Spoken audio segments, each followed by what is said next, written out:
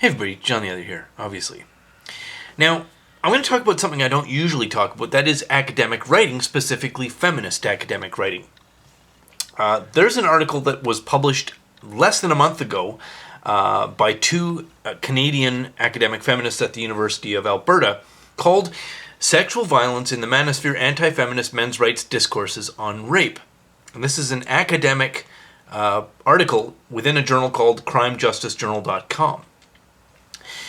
And it's an excellent article, and I'll say that with the warning that they get a lot of stuff wrong, but I completely forgive them for getting everything wrong that they get wrong, because academic feminists, just like every other feminist, have never bothered to actually pay attention to the arguments of their opponents. They've only just engaged in slander and smear and accusation and, hysterical nonsense. So why would they know what the fuck they're talking about? These two academics, Lise Coutel and Emily Dutton, who co-wrote this article, get a lot of stuff right, and this is a really excellent article for you to read. Unfortunately, and we'll get to this in a minute, you can't read it at Crime Justice Journal because shortly after publishing it, it appears that they unpublished it. Or maybe there was a glitch. Maybe they just had a technical glitch up and the article disappeared. But I think they unpublished it.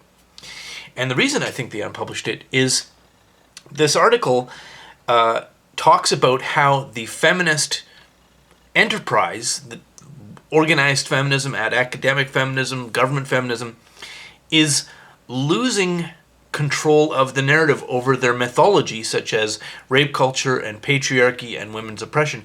They're losing their ability to authoritatively dictate what reality is to the rest of the culture.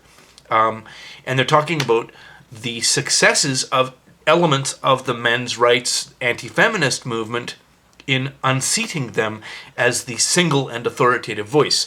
Specifically, I'm proud to say they mention my friend Eric Duckman in Edmonton, who runs Men's Rights Edmonton, as well as my former colleagues, interestingly as well, because these are feminists.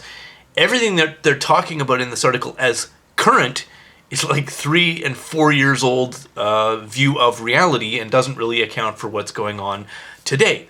Well, I mean, I guess that's the byproduct of being an academic. You move at the speed of an academic rather than at the speed of, like a blogger or something.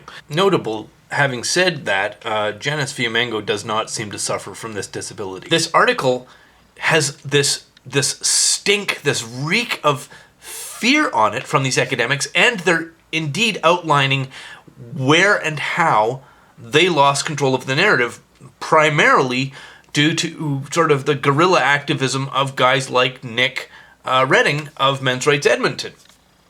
How they got trolled with their counter poster campaigns and don't be that girl and so on.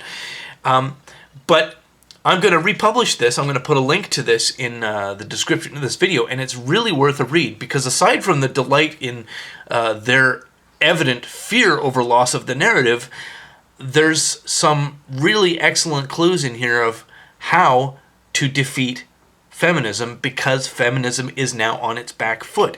They have lost control, and what they're talking about in this article is that they now have to change their tactics and begin engaging with the anti-feminist community in a more honest way, rather than the usual smear, accusation, shouted grievance, the hysterical screaming of the word misogynist.